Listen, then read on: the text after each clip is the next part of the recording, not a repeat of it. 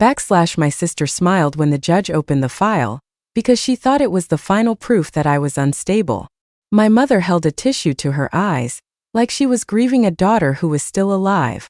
Then the judge looked straight at me and said, "State your full name and occupation for the record." I stood up, placed both hands on the table, and told the courtroom the one thing my family had spent 18 months trying to hide. My name is Amelia Ross. And before that morning, everyone in that courtroom believed I was unemployed, isolated, and too broken to manage my own life. That was the story my sister Marissa had built. She built it carefully. Not with one lie, but with small ones repeated in the right rooms to the right people, with the right amount of pity in her voice. She told our neighbors I had become paranoid after our father died. She told the bank I was confused about money. She told our mother I was angry because Dad loved Marissa more. And she told the court that I needed a guardian before I hurt myself, or spent the inheritance my father left me. The worst part was that she always sounded kind when she said it. "We just want Amelia safe," she would say. My mother would nod beside her, eyes red, hands folded, playing the part of a woman crushed by worry. But I had learned something long before that hearing. Control does not always sound like control. Sometimes it sounds like concern. Sometimes it wears perfume, carries tissues, and tells strangers that it is only trying to help. There is a kind of cage that does not need bars. It is built from phone calls, medical forms, bank notices, and people saying, "Maybe she really is not well." That was the cage they built around me. And for a while I let them think it was working. My father, Daniel Ross, owned a small construction supply company outside Hartford. It was not glamorous, but it was honest. He sold lumber, steel brackets, concrete mix, roofing panels, and everything local builders needed when they could not wait 3 weeks for a big supplier. He knew every driver by name. He paid invoices early when he could. He kept a coffee machine in the front office that tasted like burnt pennies, but every contractor in town still drank it. Dad was not rich in the way people imagine rich. He did not wear expensive watches. He drove the same Navy truck for 14 years. But he owned the warehouse, the land beneath it, and 3 rental buildings he had bought before the town grew. When he died, the estate was worth more than anyone expected. And that was when my family changed. Or maybe that was when I finally saw what had already been there. 3 months before his death, Dad called me to the workshop behind the warehouse. It was late. Rain hit the metal roof so hard we had to raise our voices. He looked tired. Not old. Tired. There is a difference. He locked the door behind me, then pulled a gray metal box from under the workbench. "Amelia," he said, "if anything happens to me, do not sign anything your sister gives you." I laughed at first because I thought he was talking about some family argument. He did not laugh back. Then he opened the box. Inside were printed bank statements, copies of checks, a small black drive, and a folded note with my name written on it. I asked him what was going on. He said Marissa had been moving money through vendor accounts, fake repair bills, inflated material orders, payments to companies that had no trucks, no employees, no office. I remember staring at him, waiting for the part where he said he was mistaken. But he did not. He said he had hired an outside accountant to look quietly. He said the accountant stopped answering calls after 2 weeks. Then Dad found a handwritten note under his office door. "Back off." That was all it said. 2 words. He tried to smile when he handed me the drive. "I am probably being dramatic," he said, but his hand was shaking. I asked why he did not go to the police. He said he needed more proof because Marissa was not doing it alone. Then he said something I still hear when I cannot sleep. People believe paperwork faster than they believe daughters. 2 weeks later, his truck went off County Road 18 and hit a retaining wall. The police report said wet pavement. The insurance report said driver error.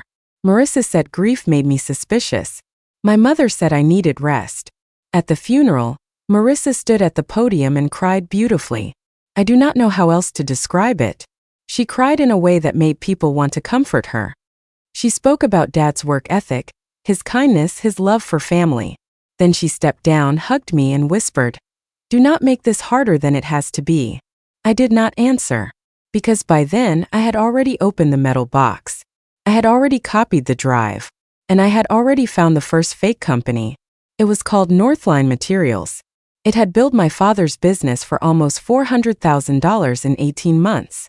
The address was a mailbox inside a shipping store. The signature on the first contract belonged to my sister. But that was not enough. A signature could be explained. A mailbox could be explained. Payment could be explained.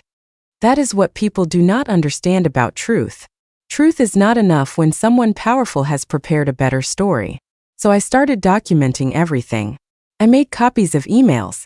I photographed invoices. I downloaded public filings. I kept a calendar of every strange call, every blocked account, every person who suddenly acted like I was fragile. I was not a federal agent. That was the mistake Marissa later made in court. I was a forensic auditor. I worked contract cases for a private firm that supported federal financial investigations. Most of my work involved corporate fraud, shell vendors, forged ledgers, missing inventory, and people who thought numbers could not speak. Numbers speak. They just speak quietly. And you have to be patient enough to listen. Because my own family was involved, I could not investigate them directly through my firm. I knew that. I followed that rule. I did not open a case under my name.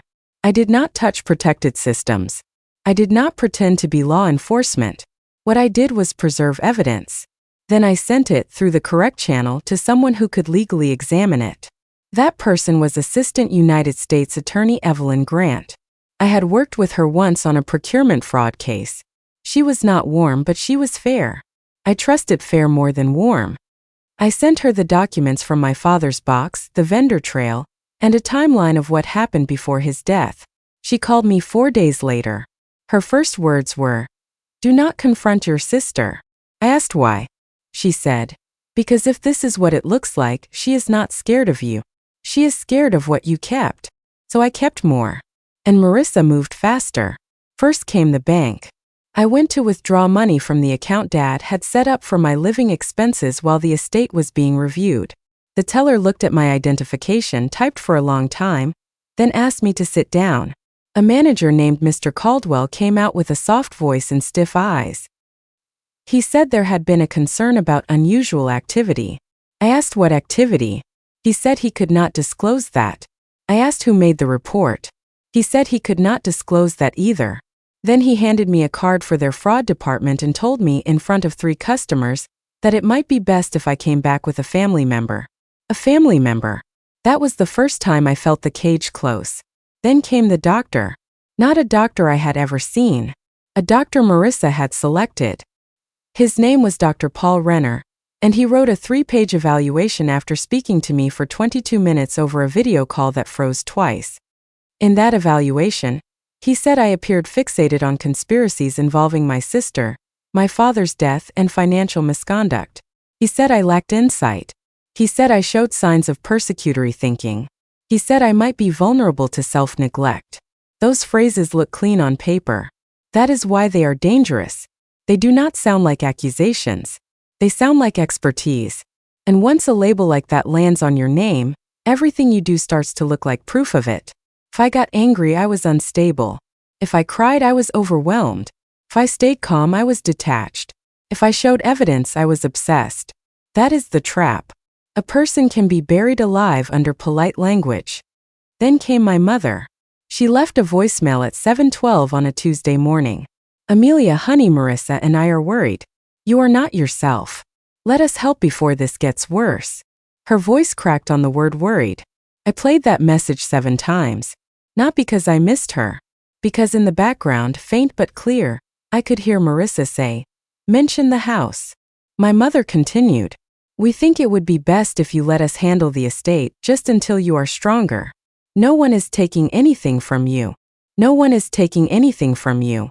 That is what people say when they are already holding the thing behind their back. 2 days later, I received the petition. Marissa was asking the court for temporary conservatorship over my finances. She included the doctor's evaluation, the bank incident, statements from 2 neighbors, and a letter from my mother.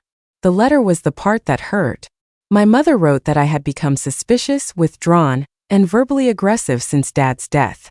She wrote that I had accused my sister of stealing without evidence. She wrote that I had always struggled with pressure.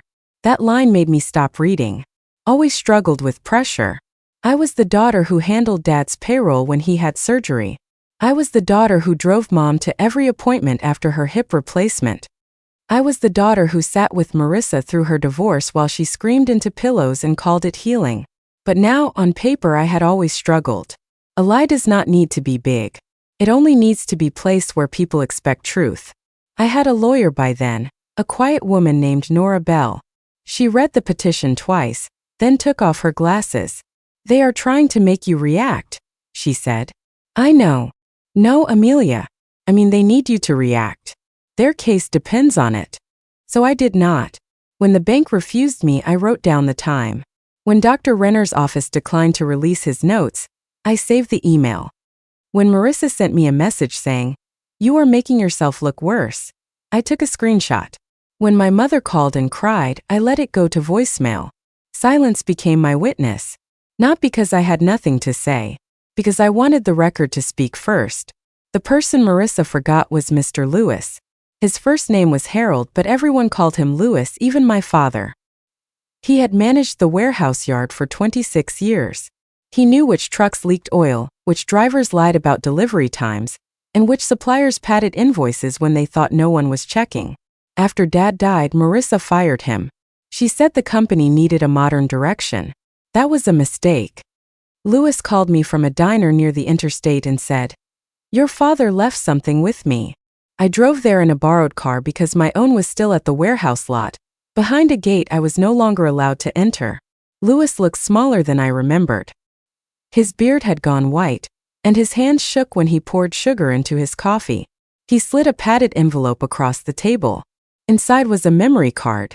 He said Dad had installed a small camera facing the back service gate after inventory started disappearing. It was not part of the main security system. Marissa did not know about it. I asked what was on it. Lewis looked out the window. "Your sister's car," he said. "Night before your father died." The footage was grainy, black and white. No sound, but it was enough. At 11:43 p.m., Marissa's silver SUV pulled through the back gate. At 11:47, she entered the repair bay. At 12:16, she came out carrying something wrapped in a blue shop towel. At 12:19, my father's truck lights flashed once. The next morning, his brakes failed on the steepest curve of County Road 18. The memory card did not show her cutting anything. It did not prove murder by itself, but it proved she lied. She had told police she had not been at the warehouse that night. She had told me she was home with our mother. She had told everyone she was too devastated to even look at Dad's truck after the funeral. When I sent the footage to Evelyn Grant, she called back within an hour. This time, she did not tell me to preserve evidence. She said, "Bring everything to court. Do not reveal the footage until the judge asks." I asked if they had enough. She paused. Then she said, "We have more than she thinks." The hearing was held on a Thursday morning. Marissa arrived in a cream suit, with pearls at her neck and our mother on her arm. She looked expensive, composed, and wounded. I looked like someone who had slept 3 hours and ironed her blouse with hope. Her lawyer, Mr. Voss, spoke first. He told the judge this was a sad family matter. He said my sister loved me. He said my mother loved me. He said grief had pushed me into a pattern of dangerous suspicion. He used words like protection, stability, and care. No one used the word money. That was how I knew money was the point. Then my mother testified. She did not look at me. She looked at the judge and told him I had changed after Dad's death. She said I yelled at Marissa after the funeral. That part was true. She said I accused everyone of plotting against me. That part was not. She said she feared I would lose the house, waste the estate, and hurt the family name. The family name. Not myself. The family name. Then Dr. Renner testified by video. He sat in a room with framed certificates behind him and explained that my beliefs were fixed, elaborate, and unsupported. Nora asked him how long he had spoken with me. He said clinical impressions did not depend only on duration. Nora asked if Marissa had paid him. He said his office received payment from the petitioner, which was standard. Nora asked if 22 minutes was enough to support removing a woman's financial rights. He said the court would decide that. Then Marissa took the stand. That was when the room changed. She was good. I need to say that. Some people lie badly. They rush, over-explain, look away. Marissa lied like she was giving a gift. She said she remembered me as a little girl, counting Dad's receipts on the kitchen floor. She said I had always wanted his approval. She said when he died, something in me broke. Her voice trembled. I do not want her money, she said. I want my sister back. My mother covered her mouth and sobbed. Someone behind me whispered, "Poor thing." For 1 second I understood how she had done it. She did not just tell lies. She gave people a role inside them. If you believed Marissa, you were compassionate. If you doubted her, you were cruel. That is how manipulation survives. It makes decency feel like agreement. Mr. Voss handed the judge a proposed order giving Marissa temporary control of my accounts, my share of the estate, and access to my father's documents. Access to my father's documents. That was the real sentence hiding inside the legal language.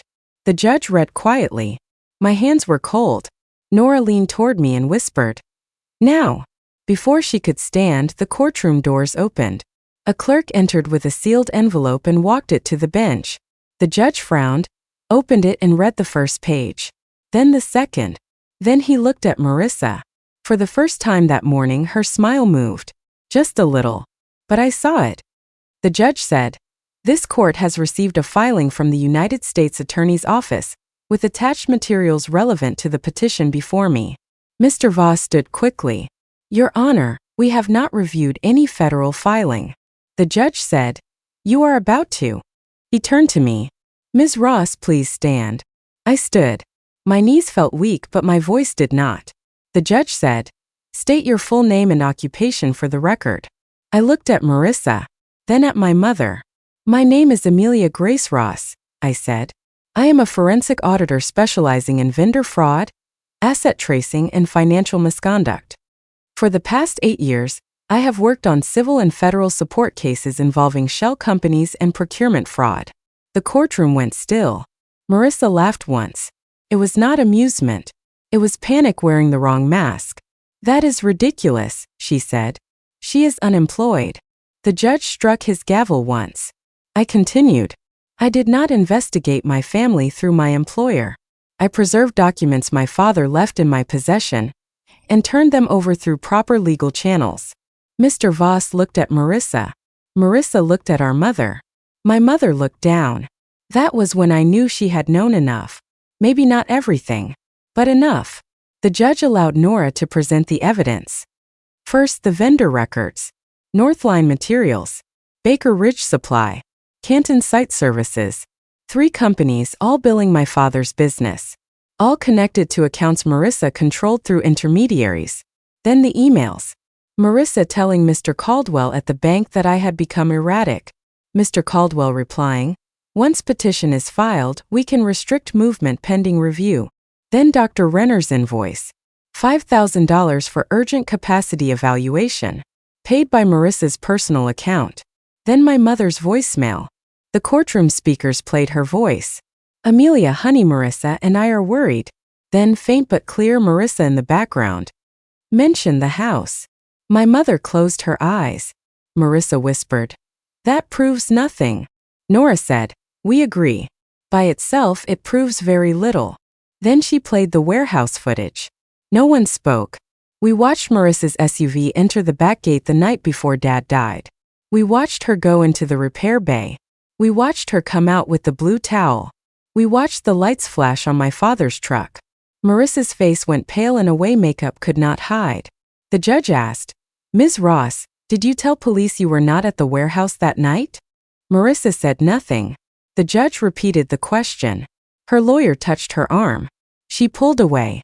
"You do not understand," she said. And that was the first honest thing she had said all morning. Because we did not understand. Not yet. Then the federal attorney stood in the back row. Evelyn Grant. She was calm as always. She informed the court that a grand jury had been reviewing evidence related to financial fraud, witness intimidation, and obstruction. She did not say murder. Not yet. But everyone in the room felt the word standing there. 2 federal agents stepped forward. Marissa looked at my mother. "Mom," she said. My mother began to cry, but not for me. The judge denied the conservatorship petition. He ordered my accounts unfrozen. He referred Dr. Renner's evaluation to the medical board. He ordered the bank records preserved. Then he looked at me for a long moment. "Ms. Ross," he said, "it appears this petition was not filed to protect you. It was filed to silence you." I thought those words would feel like victory. They did not.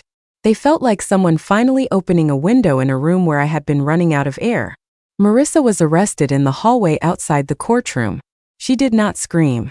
That surprised me. She only turned as they placed her hands behind her back and said, "Dad was going to ruin everything." Not, "I did not do it." Not, "I am sorry." Dad was going to ruin everything. My mother sat on a bench with both hands in her lap, staring at the floor. I waited for her to look at me. She never did. 6 months later, Marissa pleaded guilty to fraud, obstruction, and conspiracy related to evidence tampering. The investigation into Dad's death continued longer, because death cases move slowly when people have money, lawyers, and time to blur the edges. My mother accepted a plea for making false statements and assisting in the concealment of estate documents. Dr. Renner lost his license for unrelated complaints that suddenly became easier for people to believe. Mr. Caldwell resigned before the banking board finished its review. People asked if I felt vindicated. I said yes because it was easier. The truth was harder. Justice can return property. Justice can correct records. Justice can make a judge say in a public room that you were not the unstable one. But justice does not give you back the last dinner with your father. It does not erase your mother's signature from a letter that almost took your rights away. It does not make your sister become the person you kept hoping she might be. A year after the hearing, I sold the warehouse land to a nonprofit housing group for half its market value. With the rest of my inheritance, I funded a legal clinic for people fighting abusive guardianship petitions and financial coercion by family members. We named it the Daniel Ross Project. At the opening, Louis came wearing the same brown jacket he had worn to the diner. He stood beside me while families walked through the new office. "You think your dad would like it?" he asked. I looked at the sign on the wall. Then I thought about Dad's coffee machine, his old truck, his shaking hand when he gave me that metal box. "Yes," I said. "But he would complain about the cost of the sign." Louis laughed. And for the first time in a long time I did too. I do not tell this story because every lie gets exposed. Some do not.